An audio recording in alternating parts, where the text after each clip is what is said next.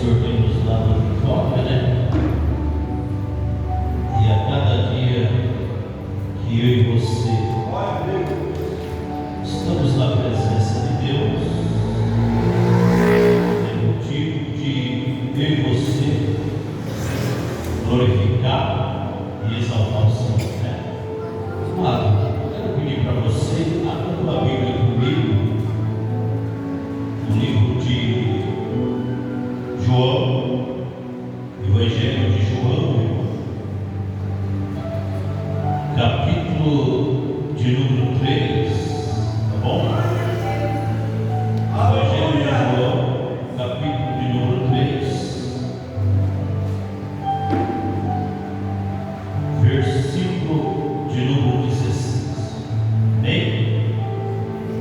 Você que achou aí, também quero já deixar meu agradecimento.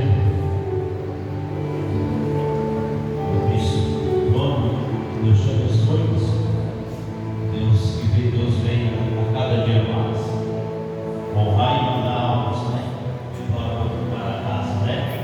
Porque a obra é feita por Deus, mas através do povo de Deus, né? Quero agradecer minha família, aí Deus abençoe vocês, amém? Também nossos irmãos que vieram para a City, Deus abençoe vocês, tá bom? Os visitantes. Amado, Deus põe uma palavra no nosso coração. Se encontra no Evangelho de João, capítulo de número 3, versículo de número 16. Bem, está escrito assim: porque Deus amou o mundo de tal maneira que deu o seu Filho unigênito, para que todo aquele que nele crê não pereça, mas tenha a vida eterna. Amém? Toma o seu assento da palavra e glorifica a Jesus.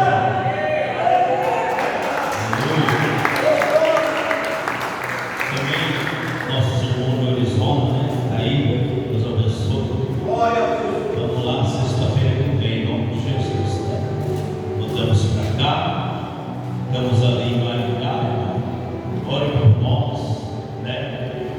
Porque o objetivo nosso foi sim vir mais para perto da família, né?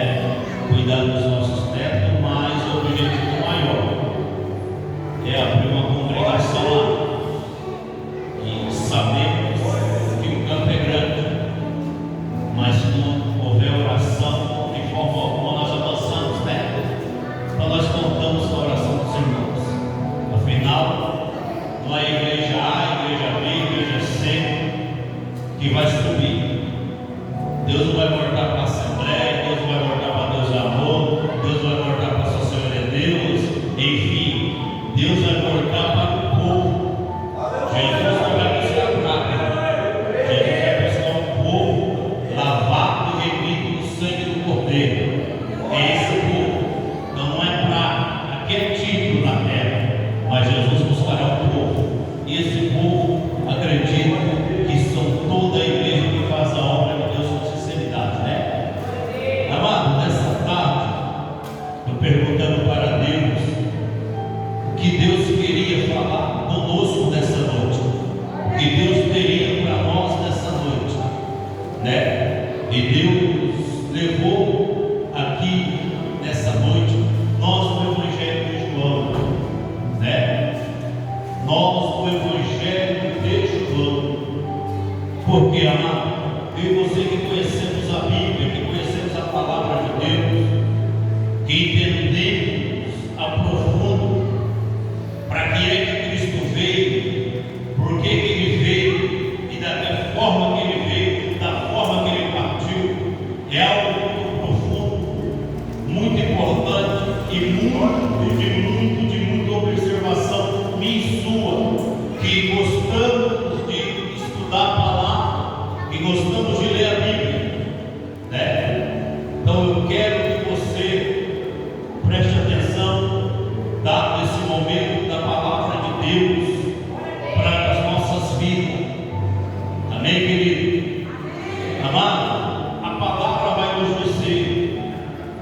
Deus amou o mundo de tal maneira, de uma forma tão profunda, de uma forma tão sobrenatural, que Deus, Ele olha para o mundo, ou seja, Deus olha para a humanidade, e Deus olhando para a humanidade, a Bíblia vai nos dizer que Deus, Ele teve uma compaixão tão grande, tão profunda, pelo amor tão intenso, um amor tão profundo pela humanidade, que Deus agora, Ele toma uma decisão. Deus agora, Ele toma um posicionamento fora do normal. Por que eu te falo fora do normal? Porque a Bíblia diz que Deus, Ele enviou o seu Filho unigênito.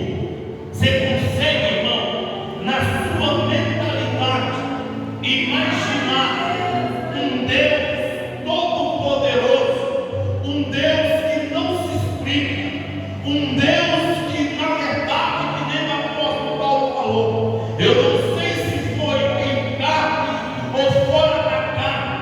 Eu conheço um homem que subiu na visão que Paulo falou no terceiro céu, mas na verdade é o primeiro.